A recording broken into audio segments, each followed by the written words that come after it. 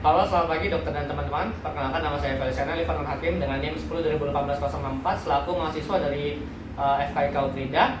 Pada video kali ini saya akan membuat video simulasi tentang praktikum patologi klinik blok 20, yaitu pemeriksaan urin. Langsung saja, yang pertama, para pemeriksa sebelumnya harus mempersiapkan APD. Itu digunakan handscoon di sini, jangan lupa, serta memakai masker. Setelah itu, jika sudah, langsung saja ke pemeriksaan urin yang pertama, yaitu kita akan melihat pemeriksaan makroskopisnya terlebih dahulu. Yaitu di sini sudah ada alat-alatnya ya. Di sini sudah ada urin yang akan kita periksa di sini. Langsung aja juga kita sudah masukkan urinnya masing-masing ke tabung-tabung reaksinya sendiri di sini.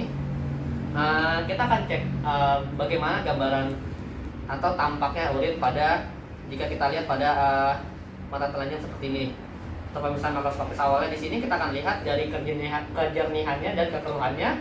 Sebagai contohnya, di sini terdapat urin yang jernih ya, tidak ada kekeruhan. Di sini terdapat urin yang sudah ada keruhannya, di sini ada berkeping-kepingnya. Lalu juga kita lihat dari warna urinnya juga, di sini ada warna yang jernih, belum kuningan. Di sini sudah ada warna yang sudah menguning, di sini urinnya ada warna sudah mencoklat. Di sini urinnya sudah ada warna coklat ya. Itu juga ada urin yang berwarna merah di sini. Untuk pemeriksaan makroskopisnya sekian. Selanjutnya akan dilakukan pemeriksaan berikutnya. Oke, di sini ada pemeriksaan pertama untuk mengecek protein. Di sini menggunakan reagen pertama, yaitu ada reagen asam sulfosalisilat 20%. Oke, langsung saja di sini kita sediakan alat dan bahannya. Ada urin yang bakal kita butuhkan, ada spiritus, terus juga ada pinset, ada pipet juga, serta ada tabung ukur ya. Langsung aja di sini. Yang pertama kita sediakan urinnya kita sediakan. Kita masukkan dulu pertama-tama di gelas ukur, tabung ukurnya. Sini jika sudah dimasukkan simulasinya. Nah, di sini kita menggunakan dua tabung. Satu buat kontrol, satu buat kita tambahkan reagennya. Langsung saja di sini urinnya kita pakai pipet. Kita taruh di masing-masing tabungnya 1 dan 2. Itu sebanyak 2 mili.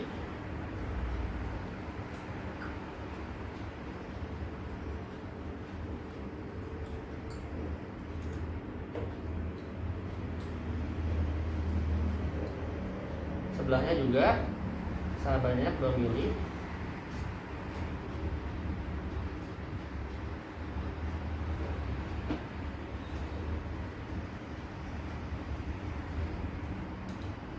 Oke, jika sudah, untuk tabung kedua kita tambahkan reagen pertamanya, yaitu asam sulfosalisilat 20% sebanyak 8 tetes.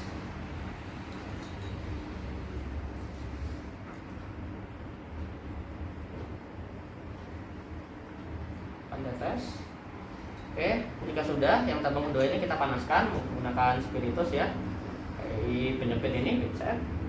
Untuk pemanasannya di sini tidak boleh di bawah permukaan, hanya di permukaannya di samping-sampingnya aja untuk pemanasan. Jika sudah dilakukan pemanasan, kita akan taruh sebentar. Lalu kita akan bandingkan di sini antara yang kontrol sama yang tadi dikasih reagen. Di sini apakah ada perbedaan atau tidak.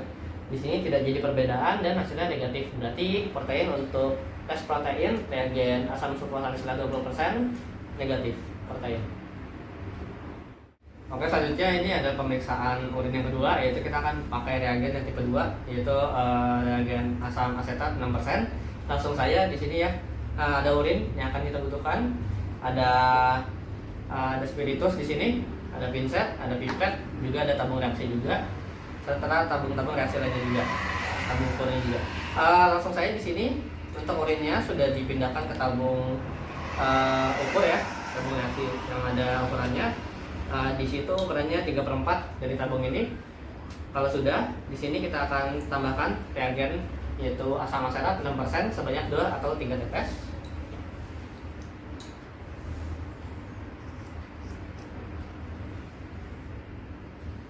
Oke, jika sudah, di sini kita akan panaskan menggunakan spiritus.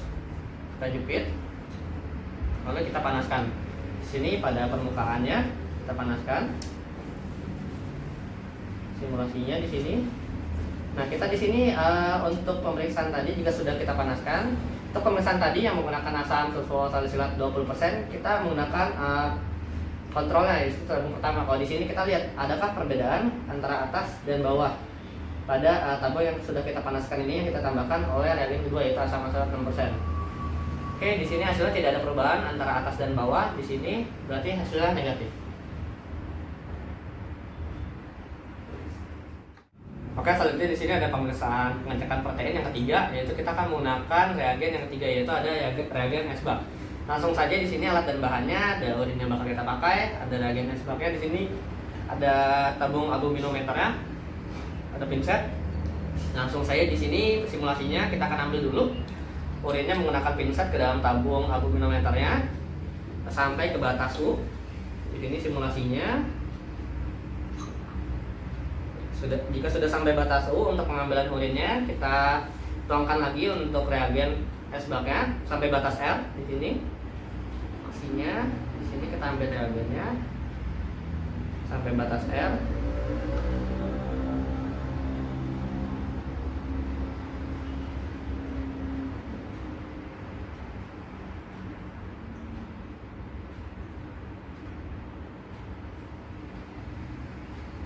Oke. Di sini jika sudah, kita tutup, habis itu kita bolak-balikan selama 12 kali.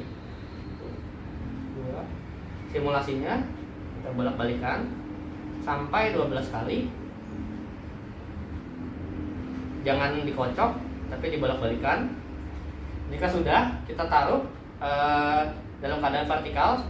Lalu kita akan baca hasilnya, kita tunggu 18 sampai 24 jam, di mana nanti untuk hasilnya kita akan baca tebal atau tinggi dari endapannya di sini selama kita diamkan. Oke, selanjutnya di sini kita setelah melakukan pemeriksaan protein dalam urin, di sini selanjutnya adalah pemeriksaan glukosa dalam urin. Langsung saja di sini menggunakan reagen Benedict. Dan bahan yang diperlukan apa sih? Yaitu pastinya urin, lalu juga ada spiritus, pemanas, pinset, penyepit. Di situ juga ada ini pipet, ada tabung atau gelas ukur. Langsung saja di sini di mana kita taruh reagen Benedict ya. Kita taruh reagen Benedict ya, sama. Umpamanya di sini kita taruh 5 mili. Jika sudah di sini sudah ditaruh reagen Benedict 5 mili, kita teteskan urinnya. 8 tetes. 8 tetes simulasinya di sini umpamanya. Jika sudah di sini kita panaskan dengan pemanas. Ini kita lihat di sini, kita arahkan ke arah bibir tabung ininya, reaksinya sama 5 menit. Jika sudah, simulasinya di sini kita kocok. Lalu kita lihat di sini ada perubahan warna atau tidak. Di sini hasilnya negatif ya, tidak ada perubahan warna. Jika positif, maka untuk positif 1 di sini warnanya sudah mulai kehijauan perubahan warnanya. Untuk positif 2 di sini sudah mulai kuning kekeruan. Positif 3 di sini untuk warna jingga keruh atau lumpur keruh. Untuk positif 4 di sini sudah warna merah bata keruh. Oke, selanjutnya kita akan melakukan pemeriksaan keton pada urin. Di sini ada 2 cara, yaitu ada cara ROTH pakai reagen ROTH dengan dan cara yang kedua di situ ada pakai reagen DH. Yang pertama di sini ada menggunakan reagen ROTH ya. Langsung saja alat dan bahan, tentunya urin yang akan kita pakai. Di sini ada urin, ada pinset, ada pipet. Di sini ada tabung ya, tabung reaksi. Langsung saja di sini urinnya kita teteskan 5 mili ya. Ini kita teteskan 5 mili. Sampel urinnya 5 mili.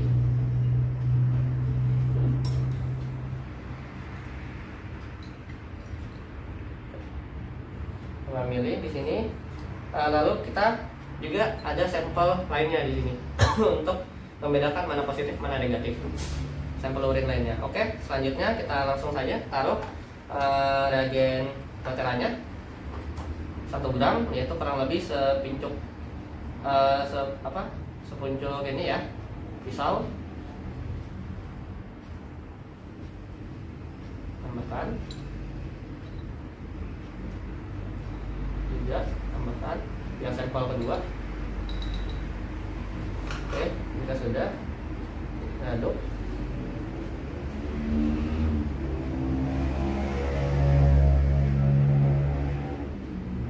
Diaduk ya, diaduk.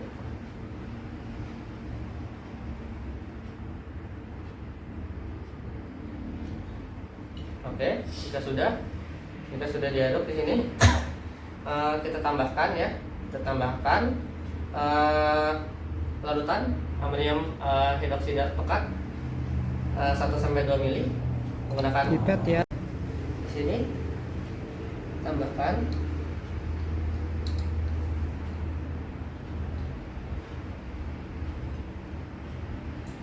dan ini penambahan larutannya ini jangan diteteskan tapi dituang ke dinding tabung reaksinya. Oke, kita tegakkan atau kita vertikal. Yang sampel 2 juga kita teteskan di sini.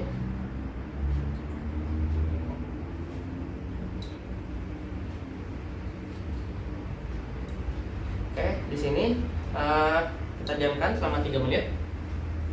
Nah, setelah 3 menit ini simulasinya, setelah 3 menit perumpamannya di sini kita akan temukan hasil. Dimana kalau positif dia ada cincin ya, cincin berwarna ungu.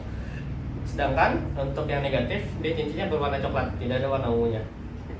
Oke, selanjutnya kita akan melakukan pemeriksaan keton pada urin, yaitu yang kedua menggunakan reagen GH. Langsung saja alat dan bahan tentu saja urin yang akan dipakai. Ada reagen GH sendiri, ada pipet Thoma di sini. Ini pipet Thomanya. Di sini ada pinset ya, penjepit. Di sini juga ada gelas ukur, ada tabung reaksi juga. Oke, langsung saja di sini. Pertama-tama ini simulasinya kita pindahkan urin yang ada di ini ke gelas ukur ya. Perumpamannya sudah. Langsung saja reaksi tabungnya. Kita ambil urinnya 5 mili.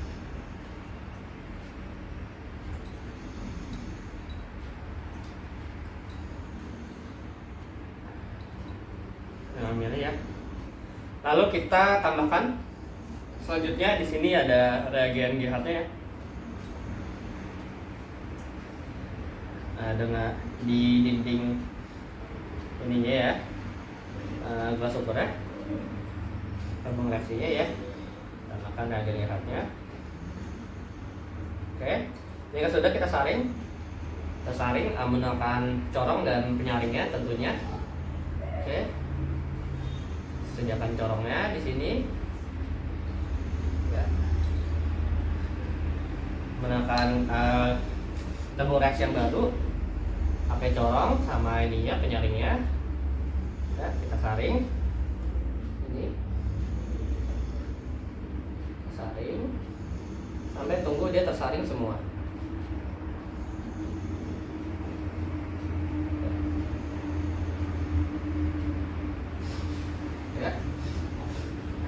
Perumpamannya sudah tersaring. Di sini kita teteskan lagi untuk reagennya, GH-nya sama pada dinding ininya, tabung reaksinya ya.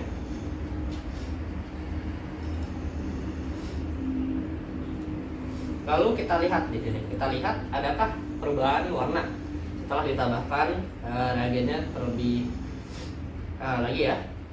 Setelah ditambahkan reagennya, tadi setelah disaring kita lihat pada hasil ujungnya apakah ada terjadi perubahan warna. Jika dia positif, maka dia akan berubah menjadi warna ungu kemerahan. Sedangkan kalau positif dia tidak berubah warnanya ke ungu merahan, bisa jadi tetap warna pada sebelumnya, pada aslinya, atau kecoklatan. Oke, pemeriksaan selanjutnya itu akan mengetes bilirubin dalam urin. Ada 2 cara di sini, ada tes busa dan tes Harrison. Langsung saja untuk tes pertamanya, tes busa. Nah, dan bahan pastinya urin yang akan kita pakai ya. Bisa ada pipet ya, sama tabung reaksi. Langsung saja simulasinya urinnya kita pindahkan ke tabung reaksi 5 ml.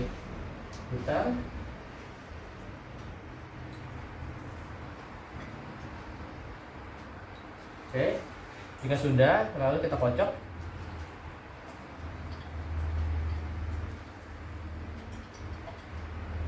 kita kocok, lalu timbul busanya. Nah, busa ini kalau timbul warna kuning berarti dia positif mengandung bilirubin, sedangkan kalau tidak berwarna kuning busanya berarti dia negatif hasilnya. Oke, untuk pemeriksaan selanjutnya itu adalah tes kedua, yaitu dengan menggunakan tes Harrison. Langsung saja di sini alat dan bahannya tentu saja urin yang akan kita butuhkan, ada tabung reaksi juga, ada pipet, ya, lalu juga ada kertas saring, ada corong juga. Langsung saja di sini pertama-tama urinnya, di sini perumpamannya kita teteskan di tabung reaksi 5 ml. Oke, jika sudah di sini kita tambahkan BHCl2 ya, sebanyak 5 ml juga. Larutan BHCl2 5 ml.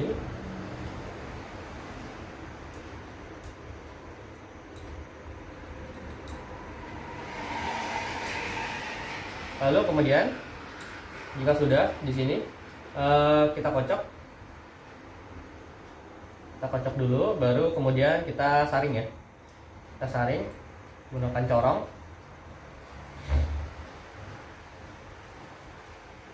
Corong ya, corong, perumpamannya sudah ada corong serta kertas saringnya. Kita saring nantinya. Lalu setelah disaring, nah hasil kertas saringan di sini kita letakkan. Habis itu kita kasih ininya apa, larutan pusatnya.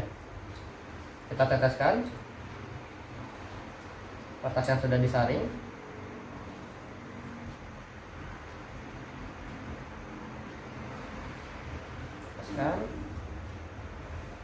Oke, ini perumpamannya jika dia positif mengandung bilirubin akan berubah warna menjadi hijau. Jika tidak, dia tidak akan berwarna hijau. Selanjutnya itu pemeriksaan urobilinogen pada urin.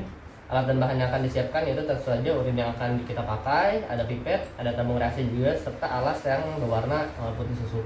Langsung saja di sini simulasinya. Urin kita teteskan ke dalam tabung reaksi 10 ml ya. Perumpamannya di sini simulasinya 10 ml.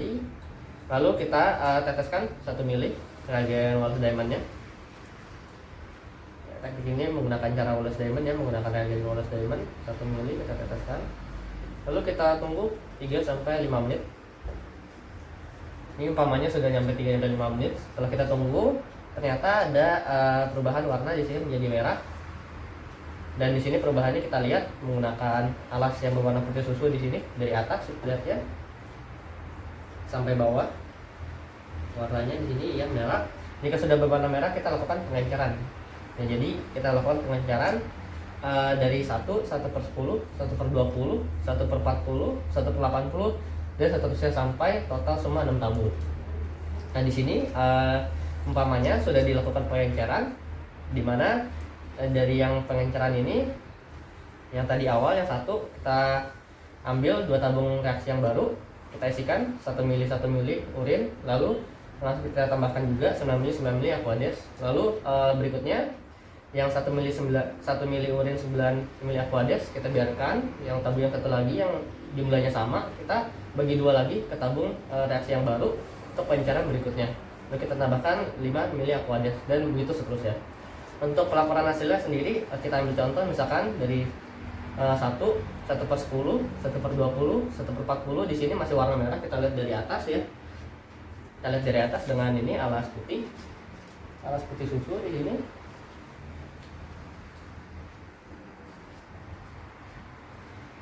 Jika di sini contohnya 1 per 40 masih merah, sedangkan ke 1 per 80 itu dia sudah tidak merah lagi atau tidak berwarna merah. Sehingga di sini pelaporannya untuk positif urobilinogen pada urin sampai pengenceran 1 per 40 dan negatifnya di pengenceran 1 per 80. Oke, selanjutnya adalah pemeriksaan urobilin pada urin. Langsung saja di sini alat dan bahannya. Ada urin yang bakal kita siap pakai, ada pipet ya di sini. Ada pipet, ada cairan Lugol, ada reagen yang dipakai nih, reagen Schlesinger.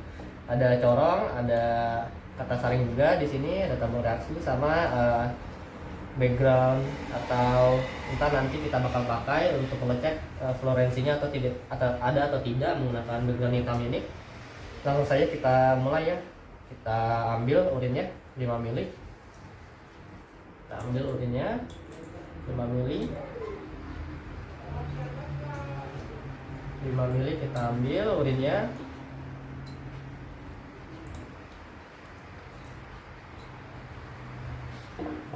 Jika sudah diambil, kita teteskan cairan Lugol untuk mengoksidasi, untuk bertujuan untuk mengubah dia yang tadinya urobilinogen menjadi urobilin. Ya, sampai 3 tetes saja. Oke. Jika sudah, di sini ke dalam tabung reaksi juga kita tambahkan reagen 5 ml, reagen Schlesinger ya. Di sini perumpamaannya reagen Schlesinger kita teteskan, kita ini ya, tambahkan 5 ml. Oke, di sini jika sudah kita saring. Kita saring menggunakan corong sama kertas saringnya. Nah, sudah ada corong sama kertas saringnya di sini. Nah, di sini ibaratnya sudah disaring. Jika sudah disaring menggunakan tabung reaksi yang baru, jika sudah, di sini kita lihat di sini di latar yang berwarna gelap, di sini backgroundnya hitam yang saya sediakan, kita lihat di sini adakah fluoresensinya positif atau negatif. Jika positif, dia bisa kita lihat berwarna fluoresensinya hijau ya, berarti itu positif 1, positif 2, berarti dia hijau keterangan. Kalau negatif dia tidak berwarna hijau ya, jadi dia bening. Oke, selanjutnya pemeriksaan sedimen urin, di mana kita akan mencari tahu apa saja yang ada di dalam urin ini menggunakan mikroskop juga nantinya alatnya. Langsung saja alat dan bahannya tentu saja urin yang bakal kita pakai, ada alat centrifuge-nya di situ, terus ada pipet ya. Tadi saya sudah sebutkan ada mikroskop, ada tabung reaksi di sini, terus juga ada cover glass dan objek glass. Ya, langsung saja di sini kita bikin 2 sampel 7 mili ya, 7 mili urin, kasih 7 mili urin, simulasinya. Sampel kedua juga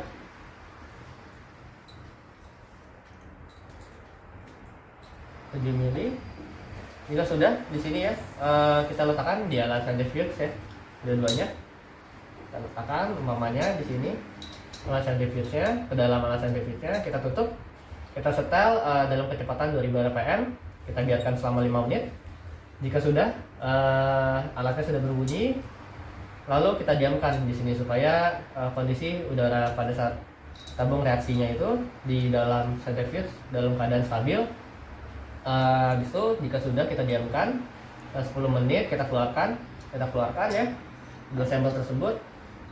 Ternyata ada endapan di bawahnya, lalu kita buang yang bukan endapan, yaitu cairannya, dimana di sini kita buangnya secara perlahan.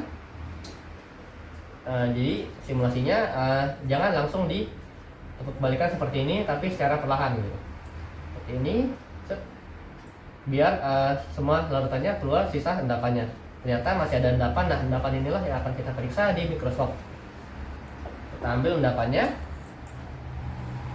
kita ambil umpamanya di sini simulasi endapannya, kita ambil ke objek gelas ya, letakkan ke objek gelas, lalu kita tutup menggunakan cover gelas, lalu tinggal kita lihat di mikroskop. Nah, di mikroskop ini karena ini adalah sediaan basah, untuk kondensor dan diafragmanya kita turunkan ya.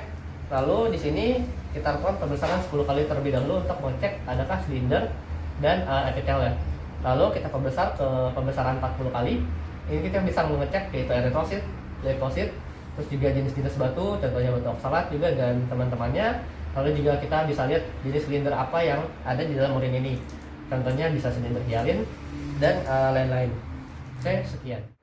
Oke, selanjutnya di sini adalah tes pemekatan urin, di mana langsung saja saya jelaskan alat dan bahannya ya.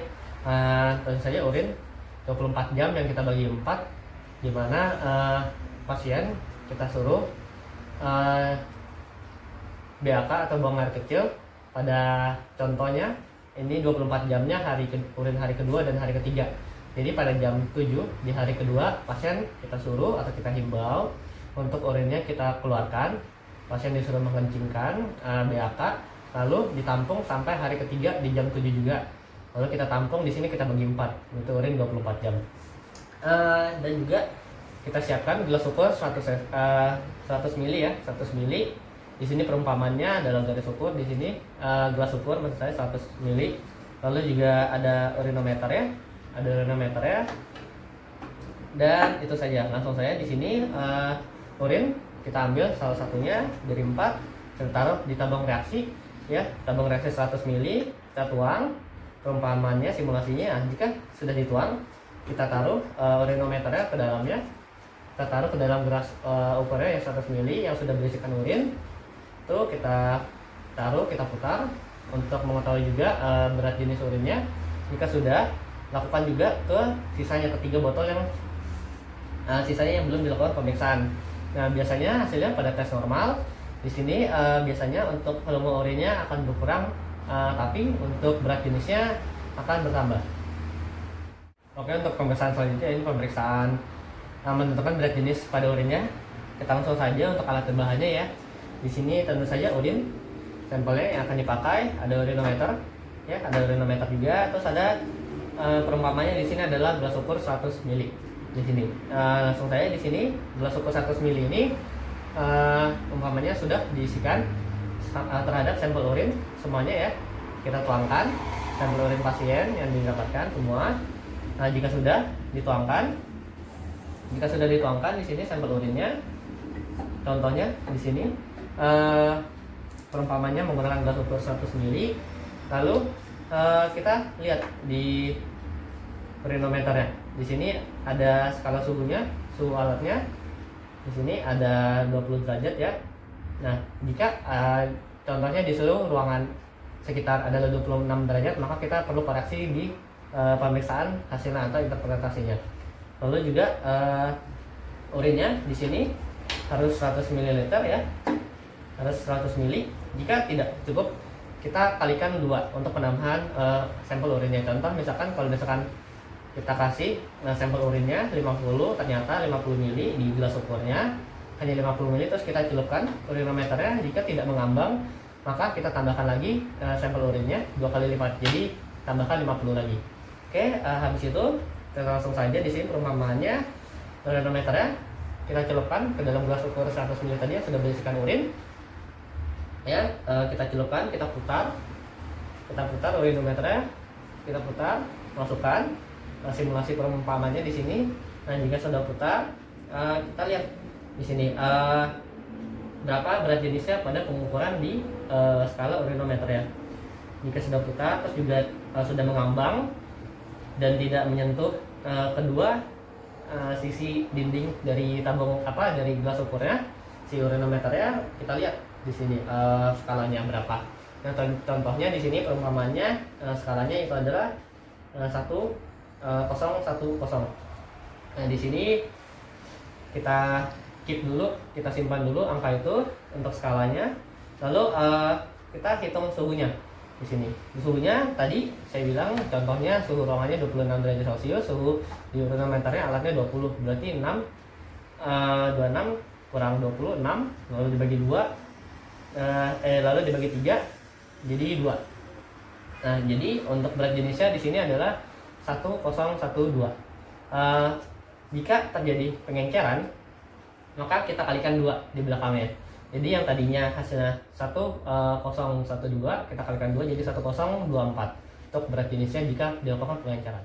Oke, selanjutnya kita melakukan pemeriksaan cari celup, di mana di sini langsung saja ya alat bahannya terdapat urin juga ada tabung reaksi serta ada cari celupnya di sini. Langsung saja urinnya kita tuang di sini ya, di dalam tabung reaksi. Dalam tabung reaksi kita tuang di sini maksudnya simulasinya. Lalu juga sudah dituang di dalam tabung reaksi semua. Lalu kita ambil cari celup secukupnya. Kita ambil perumpamaan simulasinya di sini, kita ambil 1, lalu kita masukkan cari celupnya ya ke dalam tabung reaksi yang sudah berisikan urin. Kita celupkan. Lalu kita celupkan, jangan lupa juga kita siapkan tisu untuk diiriskan. Lalu kita nilai berdasarkan ini ya indikasi warna yang tertera di cari celupnya. Kita nilai dan kalau bisa jangan sampai menyentuh ya, jangan sampai menyentuh. Kita nilai dari glukosa sampai ke arah leukosit. Contohnya misalkan glukosanya di sini ada warna-warnanya, ada indikasinya mau dia positif sampai negatif. Di sini contoh glukosanya positif, terus juga sampai ke leukosit hasilnya gimana. Nah, nanti kita interpretasikan. Oke, selanjutnya ada pemeriksaan ini ya, pemeriksaan tes kehamilan secara direct ya. Di sini alat dan bahannya tentu saja di sini ada urin, ya di sini yang telah disediakan. Terus juga ada ini ya, tes positif, tes negatif, sama HCG lateknya. Ada pengaduknya, ini didapatkan sama tempat pengaduknya. Oke, langsung saja di sini urinnya kita teteskan. Kita teteskan ya urinnya. Kalau ini saya ambil contoh di lingkaran pertama. Teteskan. Lalu habis itu kita teteskan tes negatif ya di lingkaran kedua. Teteskan. Ini simulasi umpamanya sudah diteteskan. Lalu tes positif ya. Biasanya berwarna ini ya, merah. Ini simulasinya sudah diteteskan. Lalu selanjutnya kita akan teteskan HCG latek ya di masing-masing 3 lingkaran tadi yang udah diteteskan masing-masing ini ya larutannya. Harus sama banyak kira-kiraannya sama tetesan pertamanya. Jika sudah di sini kita akan ini ya, kita akan aduk ya. Dari lingkaran pertama akan aduk. Lalu pengaduknya kita lap ya, kita lap sampai bersih supaya tidak tercampur antara sesama lingkaran. Lingkaran kedua ini yang negatif. Ini yang lingkaran 3. Oke. Jika sudah di sini kita akan goyangkan sedikit ya. Kita lihat di sini ada gumpalan atau aglutinasi ya atau tidak. Di sini kita dapatkan untuk sampelnya, tes sampelnya di sini ada aglutinasi yang lebih kelihatan. Tes negatif dan positifnya juga ada aglutinasi, tapi di sini yang lebih kelihatan di sini pemakatannya atau penggumpalannya di sini di tes sampelnya, sehingga di sini hasilnya positif. Oke, selanjutnya di sini ada tes kehamilan indirect ya, atau tes kehamilan instan. Di sini langsung saja alat dan bahannya ada urin yang bakal kita pakai, ada gelas ukur ya, ada gelas ukur. Di sini juga ada nih tes kehamilan instannya di sini ya, yang indirect. Lalu kita ambil simulasi umpamanya secukupnya di sini kita ambil, lalu kita siapkan tisu buat ntar kita keringkan atau tiriskan ya. Langsung saja urinnya kita masukkan ke dalam gelas ukur ya, umpamanya ini gelas ukur. Simulasikan, kita isikan. Nah, jika sudah di dalam gelas ukur urinnya kita ambil tadi tes kehamilannya di sini yang instan yang sudah kita ambil. Lalu kita sebelum kita lakukan kita baca di aturan yang ada di tes kehamilan instan sendiri nih, bagaimana cara mengerjakannya, bagaimana sampai batas apa, sampai waktunya sampai kapan gitu. Untuk waktunya sendiri tidak boleh lebih dari 1 menit untuk pemeriksaan ini. Jika lebih berarti hasilnya invalid. Oke, langsung saja kita masukkan ini tesnya sampai ada batasnya. Di sini ada batasnya ya, kita celupkan ke urinnya yang sudah ada di dalam tabung reaksi. Di sini perumpamaan simulasinya sudah dicelupkan dan terdapat 2 garis ya. Di sini kita bacakan lagi, di sini kita baca. Ternyata untuk yang muncul 2 garis berarti dia hasilnya positif ya. Jika hanya muncul garis kontrolnya saja 1 garis maka negatif. Lalu juga seandainya tidak muncul sama sekali garisnya berarti juga itu hasilnya negatif. Lalu kita jika sudah mengetahui itu kita laporkan hasilnya, interpretasinya seperti apa. Sekian video simulasi praktikum patologi klinik blok 20 tes urin dari saya. Sekian, terima kasih.